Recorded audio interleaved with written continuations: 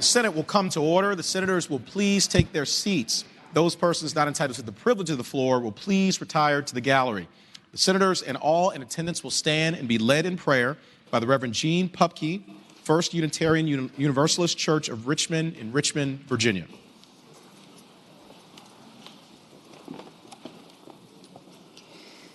Good morning, good afternoon. God of many names, fully contained in none, and yet brilliantly known in beauty in all.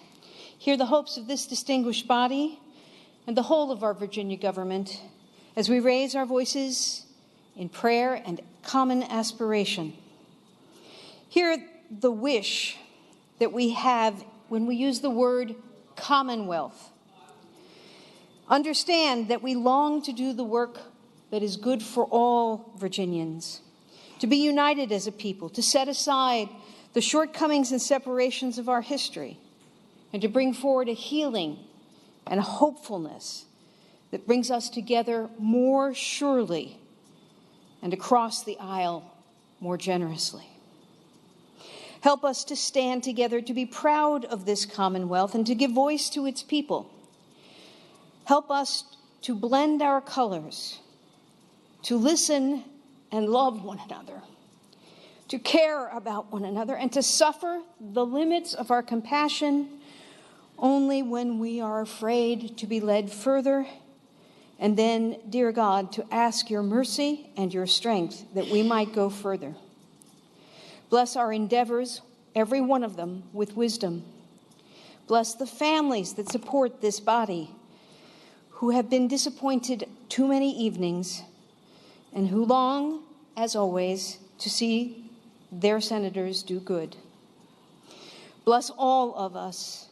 Give us the gift of humility to do this work in hope and in faith.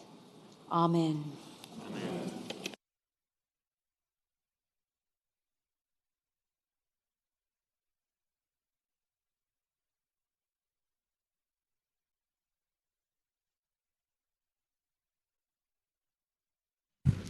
The clerk will call the roll. All those in attendance will please record their vote aye.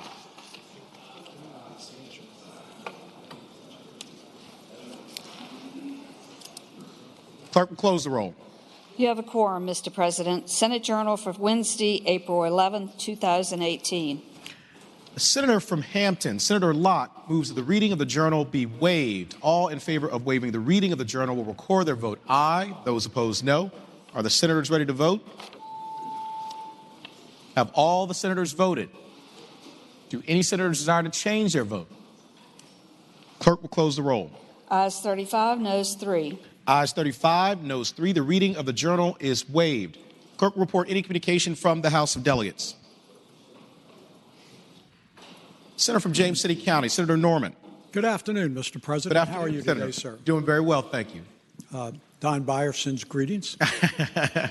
I would respectfully move that we waive the reading of any communications received from the House of Delegates.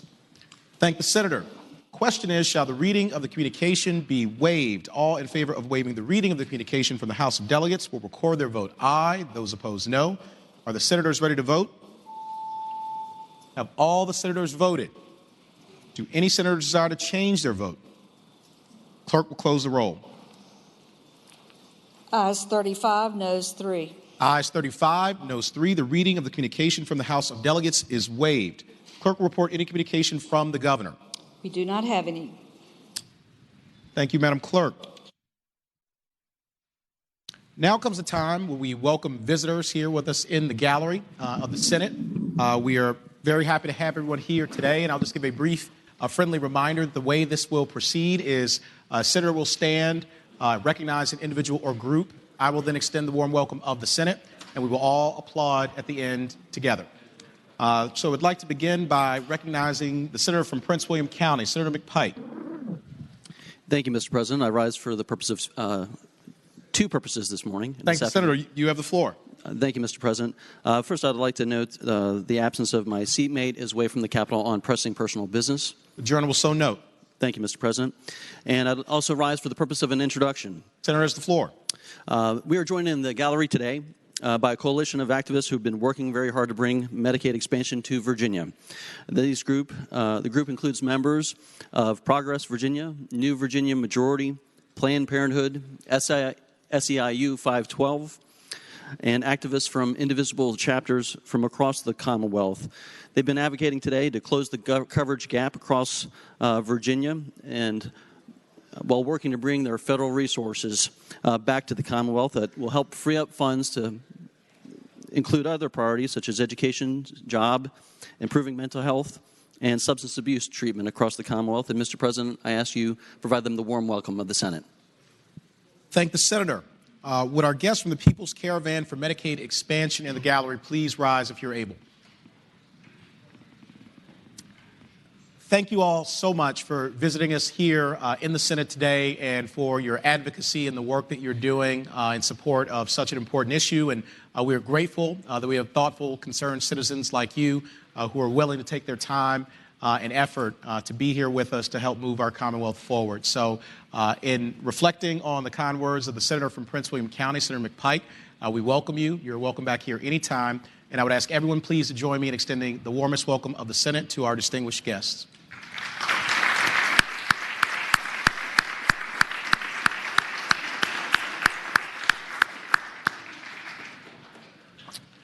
Senator from Northern Fairfax, Senator Howe. Mr. Chairman, Mr. President, I rise for an introduction as well. Thank the Senator. You have the floor. Well, I also was going to introduce the Health Care for All Virginians Coalition, but since it's been done, I just would like to highlight one group that was not mentioned before. That's part of that coalition, and that's the Interfaith Center for Virginia.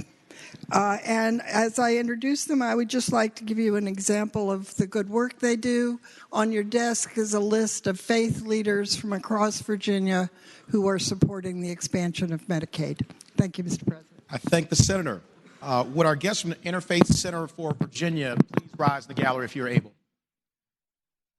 Thank you all so much for joining us here today. We echo the kind, generous words of the Senator from Northern Fairfax and very much appreciate your advocacy and taking time to be engaged thoughtfully in this very important debate. So I would ask everyone please to join me in extending the warmest welcome of the Senate to our distinguished guests.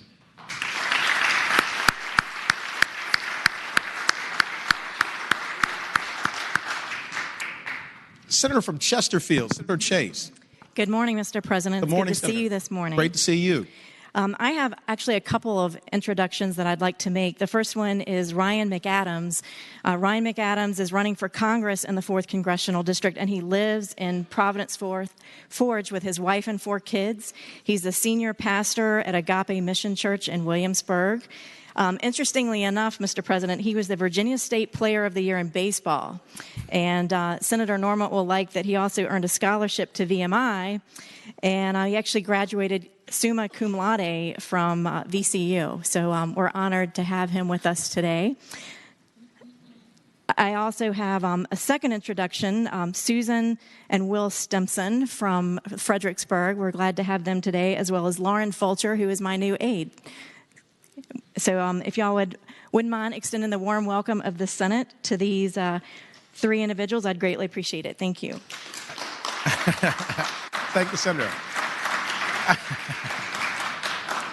I think it has been done. Would Ryan, Susan, Will, and Lauren please rise in the gallery if you're able?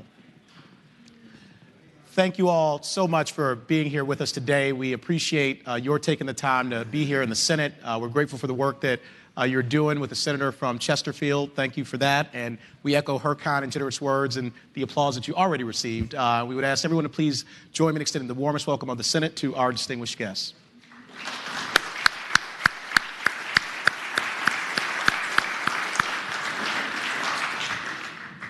The junior senator from Richmond City, Senator McClellan. Thank you, Mr. President. I rise for an introduction. Thank the Senator. You have the floor. Thank you. Ladies and gentlemen, today's prayer was offered by the Reverend Gene Pupke, who has served as the senior minister for First Unitarian Universalist Church here in Richmond since 2006. Mr. President, I ask that you give Reverend Pupke the warm welcome of the Senate. I thank the Senator. Would Reverend Pupke please rise in the gallery? Reverend, thank you so much for being here today. Thank you for that really beautiful and powerful prayer. I think it set exactly the right tone for all of us to follow. We are grateful for your leadership here in Richmond and in the Commonwealth of Virginia. And of course, you're welcome back here anytime. I would ask everyone please to join me in extending the warmest welcome of the Senate to Reverend Pupke.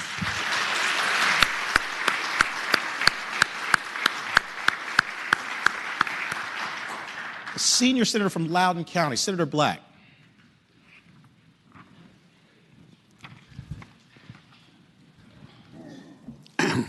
Mr. President, you surprised me. Someone, perhaps it was me, pressed the button.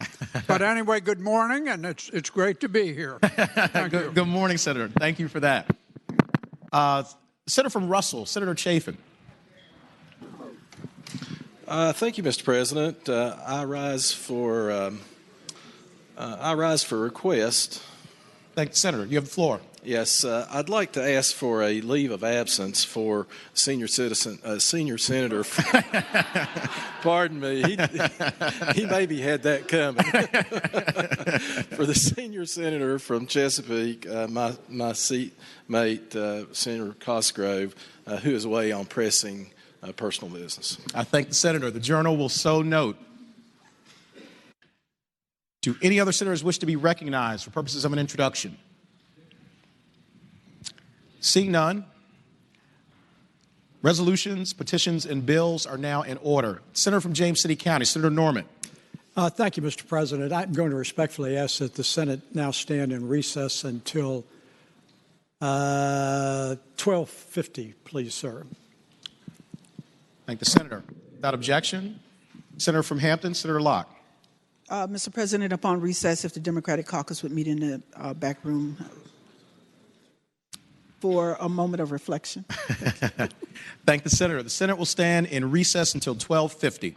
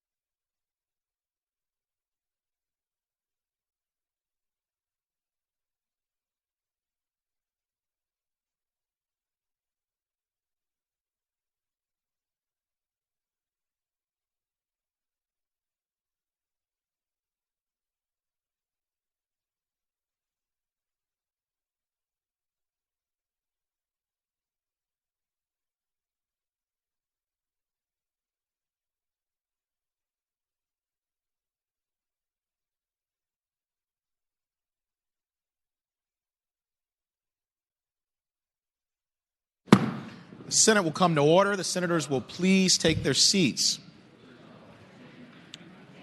Is there any other business to come before the morning hour?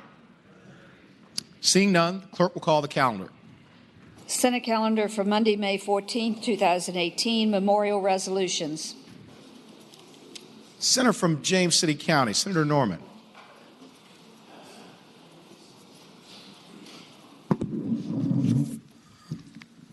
Thank you, Mr. President. As I get reacclimated, I'm respectfully moved that all the memorial resolutions on pages 1, including Senate Resolution 502 through Senate Resolution 518, be considered in the block in the usual manner, waiving the reading of the resolution with the understanding that any senator who desires to remove a resolution from the block will please do so after the clerk has read the title of that memorial resolution. Thank the senator. Question is, shall the memorial resolutions on page 1, Senate Resolution 502 through Senate Resolution 518, be considered in the block in the usual manner, waiving the reading of the resolutions thereof with the understanding that any senator desiring a resolution be removed from the block will do so after the clerk has read the title of the resolution. All in favor of the motion will say aye. Those opposed, no. The ayes have it. The motion is agreed to. The resolutions are before us in the block. The clerk will read the titles of the memorial resolutions. Senate Resolution 502, celebrating the life of Lieutenant Commander James Bryce Johnson, United States Navy. Senate Resolution 503, celebrating the life of Lieutenant Caleb Nathaniel King, United States Navy. Senate Resolution 514, celebrating the life of Robert Emmett Spees. Senate Resolution 518, celebrating the life of Annie Giles. The resolutions will be agreed to in the usual manner. All those in favor of agreeing to the memorial resolutions, please rise.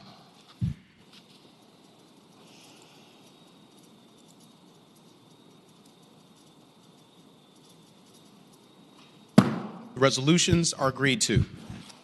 Commending resolution. Senator from James City County, Senator Norman. Thank you, Mr. President. I respectfully move all of the commending resolutions on pages 2 through 4 of the calendar, included Senate Resolution 504 through Senate Resolution 524, be considered in the block by voice vote, waiving the reading of the resolution with the understanding that any senator who desires to remove a commending resolution from the block will please do so after the clerk has read the number of that resolution. Thank the senator. The question is, shall the commending resolutions on pages 2 through 4, Senate Resolution 504 through Senate Resolution 524, be considered in the block by voice vote, waiving the reading of the resolutions with the understanding that any senator desiring a resolution be removed from the block will do so after the clerk has read the number of the resolution. All in favor of the motion will say aye. Those opposed, no. The ayes have it. The motion is agreed to. The resolutions are before us in the block. The clerk will read the numbers of the resolutions. Senate resolutions 504, 505, 506, 507, 508, 509, 510, 511, 512, 513, 515, 516, 517, 519, 520, 521, 522, 523, and 524. The question is, shall the resolutions be agreed to? All in favor of agreeing to the resolutions will say aye. Those opposed, no. The resolutions are agreed to.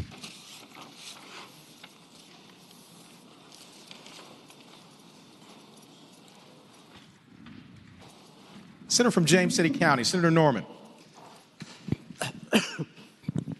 Excuse me, Mr. President, inquiry of the clerk. Does that complete our rigorous calendar today? Yes, sir. Madam Clerk, is there any other business to come before the Senate? The clerk will report any announcements. Senator from Roanoke, Senator Edwards. Mr. President, on a matter of personal privilege. The senator has the floor. Mr. President, a week ago, Dr. Charles Steger, the 15th president of Virginia Polytechnical Institute and State University, untimely passed away. His funeral is at 1:30 today, and you can see it on live streaming if you wish. I'd like to say a few words about Dr. Steger, Mr. President. Many of us knew Dr. Steger as a very warm, personal personable, decent human being, and he truly was. He was humble, but he also had strong leadership skills. Mr. President, Dr. Steger graduated from Virginia Tech. He got his bachelor's degree there, his master's degree, and his PhD. And he worked as an architect for a few years until he decided to come back to Virginia Tech and teach. And he very soon thereafter became the dean of the School of Architecture and Urban Affairs. And he made the School of Architecture into a nationally ranked School of Architecture. In 2000, Mr. President, Dr. Steger was appointed president of the university.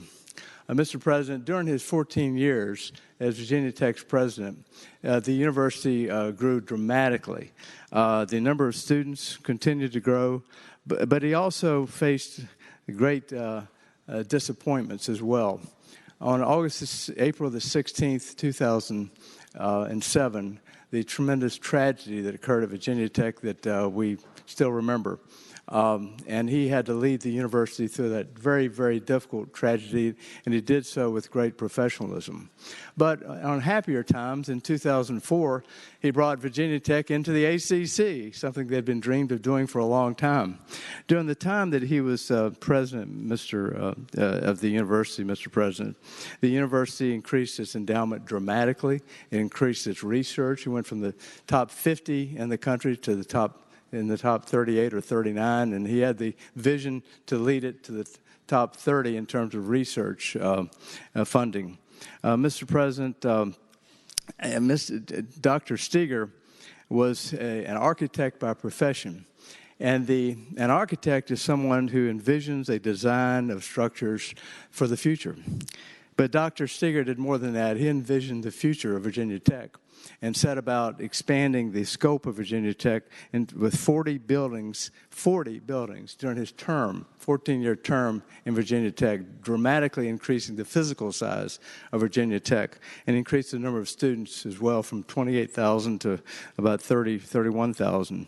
Mr. President, during that time period, he also expanded the research, as I mentioned previously. Among the things that he did as president was that he expanded the scope of the university both throughout the Commonwealth, but also the nationally ranking of the university in many different fields.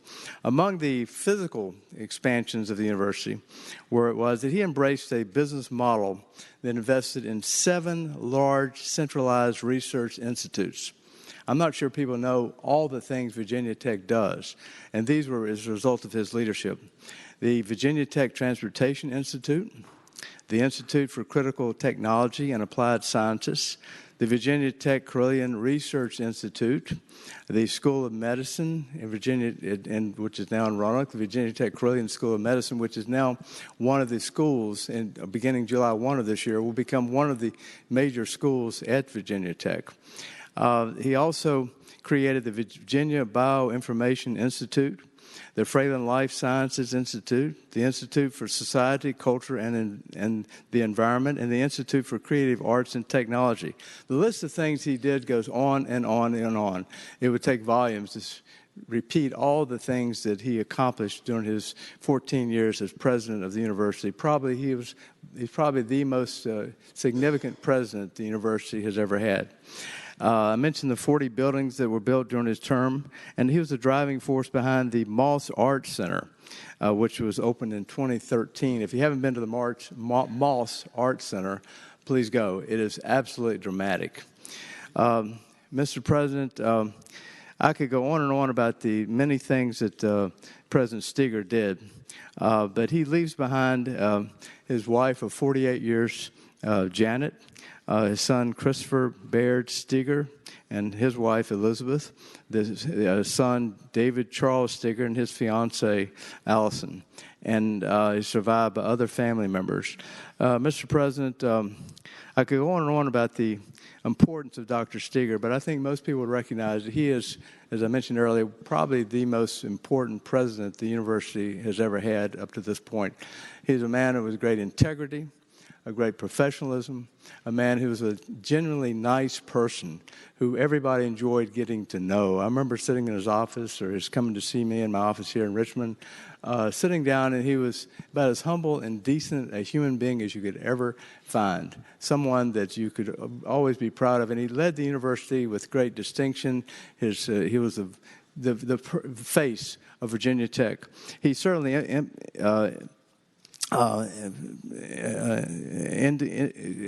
the kind of life that led the university to live up to the motto of Virginia Tech, the motto of ut prosim, which means that I may serve. So, Mr. President, I would ask that when we adjourn today, I hope we do so in the memory of Dr. Charles Steger, the 15th president of Virginia Tech, the Virginia Polytechnical Institute and State University. And I know we will remember him for many years in the future. Thank you, Mr. President. Thank you, Senator.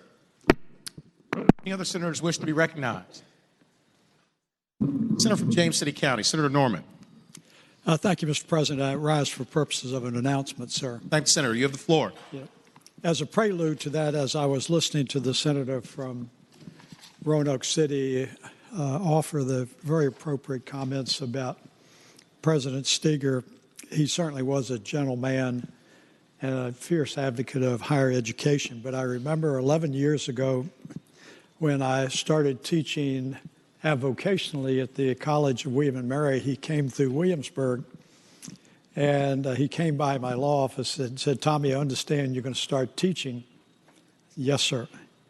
And he said, "Well, I can tell you I spent about 15 years in the classroom, and I know that these students at William & Mary are extraordinarily bright with terrific intellectual curiosity. But let me tell you, even the brightest student has an attention span of about 12 minutes. And so as you're teaching, you need to figure some way to recapture their attention about every 12 minutes. And with my perverse sense of humor, that was not a challenge. I listened to the senator from the city of Roanoke saying an architect is someone that designs for the future. I wonder if over the next few days that some of us are not going to engage in amateur architecture as we try to design perhaps something for the future. But I would like to share with you, upon adjournment, Senator Hanger and I are going to convene the Senate Finance Committee, and we'll try to share as best we understand a process that we will follow for the next day or so. But the real announcement I wanted to make is that those of you who are not on the Senate Finance Committee, because you are already physically present here in Richmond, you might find it worthwhile to hang around for a few minutes and come to the Senate Finance Committee, because there are going to be a couple of presentations and information sessions that are shared that may be helpful to you. We'll hear from Secretary Lane on the revenue situation, which I take enormous delight in. We're also going to have an overview of some of the Medicaid and Medicaid expansion related issues. You may hear something about some of the contents of the two House budgets. And something else we were going to do. What is that, Senator Hanger? There was one other thing. Oh, those irrelevant budget suggestions that you put in may also be taken up as well. So if you have a few moments, I would encourage you, even if you're not on the Finance Committee, to come spend a few quality minutes. Thanks, Senator. Clerk will report any announcements on the desk. Today, Monday, May 14, 2018, the Committee on Finance will meet immediately upon adjournment in Committee Room B, Pocahontas. All senators are invited to attend the briefing. Tomorrow, Tuesday, May 15, 2018, the Committee on Finance will meet at 9:30 a.m. in Committee Room B, Pocahontas. The joint Senate and House Commerce and Labor subcommittees on coal ash will meet at 10 a.m. House Committee Room in Pocahontas. Senators Cosgrove, Dance, McDougal, and Wagner. Thank you, Madam Clerk. Senator from Bedford, Senator Newman. Mr. President, I move that the Senate do now adjourn pursuant to House Joint Resolution 5002 until Tuesday, May 22nd at 3:30 p.m. And when we do so in memory of Dr. Charles W. Steger, Jr. Thank the Senator. The question is, shall the Senate adjourn pursuant to House Joint Resolution 5002 until May 22nd at 3:30 p.m., and that when we do so in the memory of Dr. Charles W. Steger, Jr. All in favor of the motion will say aye. Aye. Those opposed, no. The ayes have it. The motion is agreed to. The Senate stands adjourned until May 22nd at 3:30 p.m.